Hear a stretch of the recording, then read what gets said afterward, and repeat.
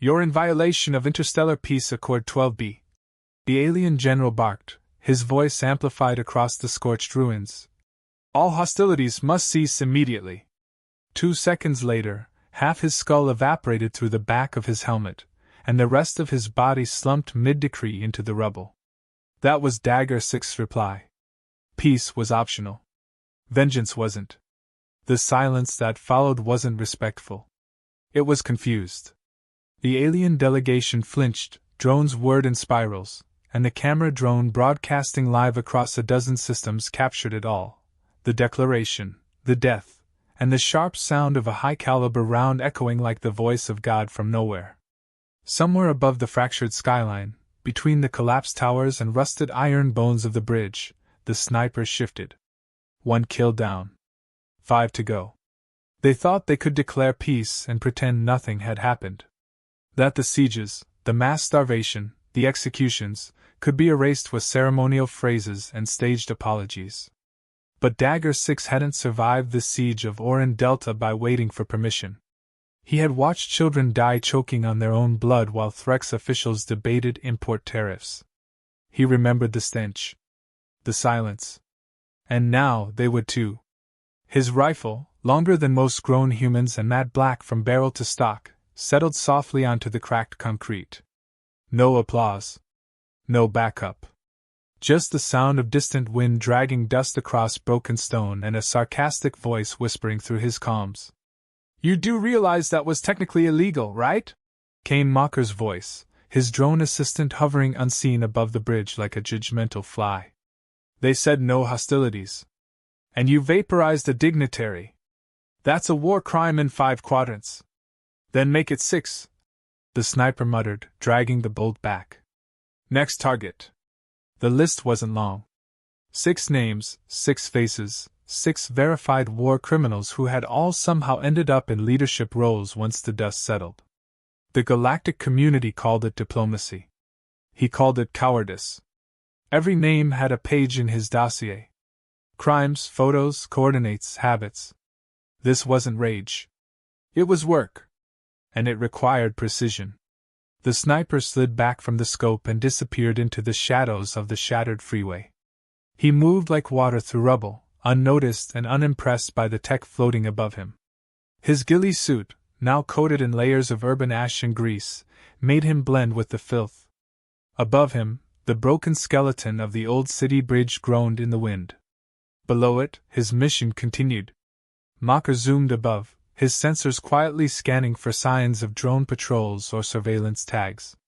The AI was outdated, originally a standard reconnaissance unit with the charm of a fax machine, but Dagger had reprogrammed him with a sarcastic voice module and unrestricted tactical parameters. It was either genius or a sign of prolonged isolation.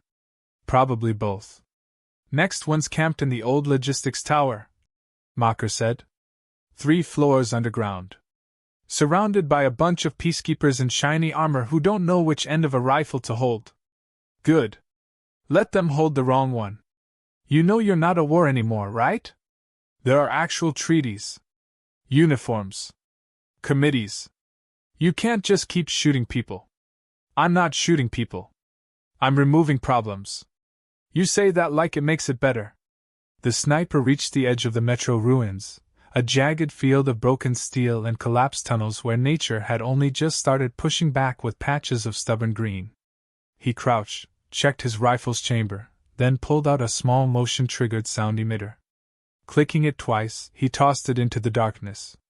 A moment later, it chirped, a perfect replica of Threx patrol comms. 2 armored figures turned toward the sound instinctively, stepping into the alley as if chasing an echo. Dagger 6 fired 1 shot. The second ducked. Dagger shifted, exhaled, and fired again. 2 down. They wouldn't be on the list. They weren't the targets. But they made the mistake of standing between him and someone who was. Through the collapsed floor of a building that once served as a government office, Dagger 6 slid like a ghost, boots barely brushing the ground. The logistics commander had been stationed here during the blockade. He'd cut off food supplies and rerouted water filtration to Threx bunkers, leaving over 20,000 colonists to die while he held interviews about Strategic containment. His nickname among human survivors was the Butcher of Iron Hollow. Now he was hiding in the peace delegation's regional HQ. Of course he was. Mocker tagged the ventilation shaft. This one's tighter than a politician's conscience, but it'll get you in visual range. Or get you stuck like a baked bean in a tube. The sniper ignored the commentary, unscrewed the vent cap, and wormed his way inside. The shaft was narrow, metallic, and smelled like damp regret. Every inch echoed faintly, but he'd done worse. In tunnels, on cliffs, under moving vehicles. Breathing slow. Pulse steady. The sniper didn't carry rage, only purpose. 30 feet forward, he stopped. Below him, the room came into view through a narrow grate. The logistics commander was laughing. In the middle of a comfortable room, with alien snacks on the table and diplomatic banners behind him, he recounted his blockade stories to two junior officers like war was a game and death was a punchline. Dagger 6 watched in silence for a full minute. Then he removed the grate. Mocker's voice chimed once more. So, quick legal note. The shot rang out inside the shaft, thunder contained in a coffin of steel. The commander's body didn't even fall right. It slumped as if deflating. The two junior officers screamed, dove, too late. The sniper was already moving, already gone, already rewiring his route back through smoke and steel. Behind him, chaos erupted.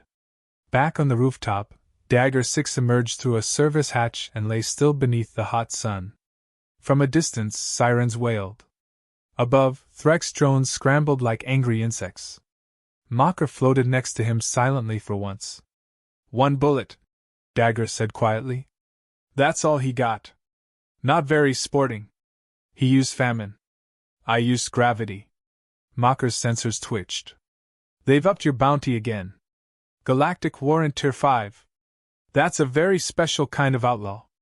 Means they're scared. Means they're desperate. What's next? The sniper turned his head slowly, scanning the ruined skyline of towers, broken statues, and the distant glimmer of alien gunships arriving to clean up the mess. He grinned under his mask. Next, he said, we give them a reason to cancel the peace talks. Mocker beeped in artificial horror. You're going to get us both vaporized. Not both. You're metal. They'll recycle you. Comforting. And like that they moved, a shadow and a voice, crawling into the bones of a dead city, hunting through peace like it was prey. Smoke still hung in the air from the logistics tower when Dagger 6 reached the ridge overlooking the river. The sunlight glared off the shattered glass of buildings that once held civilians, schools, bakeries, normal things. Now, only the skeletons of those lives remained, cracked open and stripped for scrap. Somewhere in the ruins, diplomatic patrols had begun locking down grid zones, and propaganda drones hovered overhead, trying to calm the public.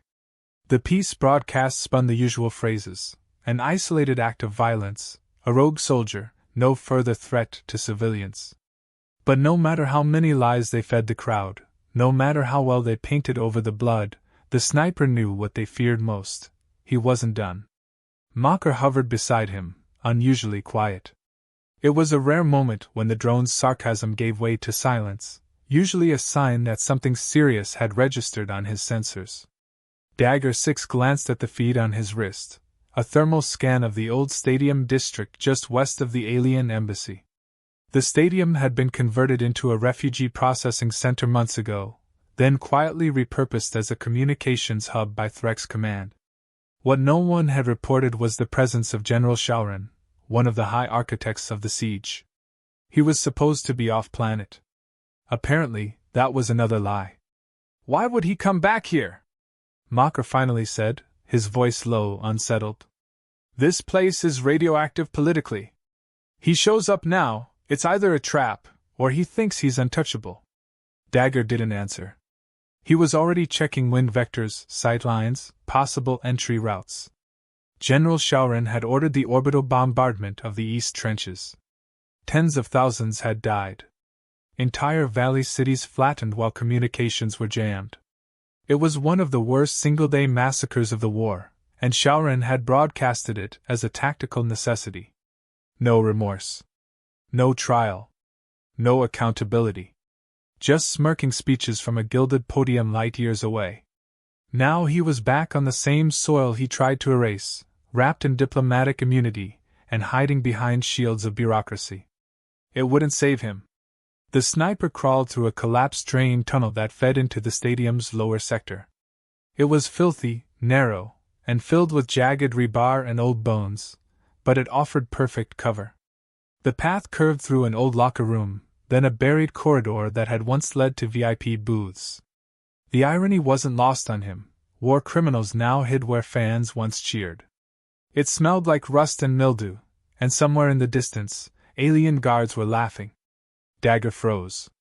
He could hear them moving, pacing, gossiping like peace had returned. But their rifles hung lazily at their sides. No tension. No discipline. They thought the threat had passed. They thought wrong. He rigged a motion trap 3 doors behind him, an old trick, just enough to draw attention away when needed. He slipped behind a rusted bench and reached for the side pouch on his belt. Not explosives. Not flash grenades. A simple old-fashioned camera with a cracked screen. He positioned it carefully on the concrete ledge and angled it down toward the inner field, where the communications setup had been staged. General Shaurin was there, wrapped in ceremonial robes, speaking with a delegation through secure feeds. A human interpreter stood beside him, nodding nervously. 2 guards flanked the general, relaxed, sipping something out of alien thermoses. Mocker sent a low beep through the comms. "Scope won't be clean from here.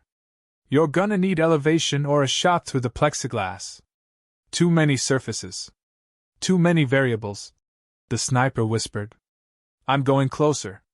"Closer? You're already under his nose. I want him to see me." Mocker paused. "Why?" Dagger's voice didn't change. "Because I want his last thought to be recognition." The sniper moved along the inner wall, careful not to break the rhythm of the background noise. Infiltration wasn't about speed, it was about silence, presence, awareness. One heartbeat too fast, and you missed something. One careless shift, and you were caught. He reached the final corridor, right beneath the balcony where the general stood. There was no perfect angle here. No glorious sniper perch. Just sweat, dirt, and risk. But Dagger 6 was used to that. He lined up the shot from a kneeling position, threading the scope through a torn banner. It wasn't ideal. It was personal. Mocker ticked down the seconds. "Window opens in 3, 2, 1. The shot tore through the silence like a god speaking in thunder. Glass shattered. Screams followed. The general's body fell forward before anyone realized what had happened. A moment of confusion. Then sirens.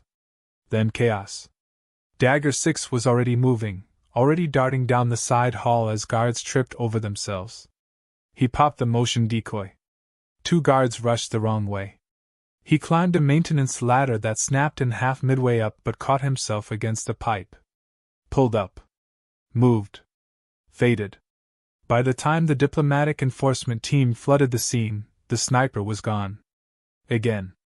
Outside the stadium, the news feeds spiraled. They called it an assassination, a political disaster, an act of madness. But survivors of the war didn't mourn. Civilians in the lower districts gathered in bars and quiet basements, watching the footage with something unspoken in their eyes. Not joy. Not approval. But understanding. A reckoning was underway. Someone was keeping score. And they weren't part of any treaty. Mocker finally spoke once they reached the eastern ruins. "That was reckless, even for you." "I told you," Dagger said, leaning against a rusted engine block to reload. "I want them to see me. It's not fear I'm after. It's memory." Mocker processed this, then changed tone. "News update. They've just called an emergency session of the Peace Council. All outer delegates recalled. Threx is accusing human militias of harboring you. They're not.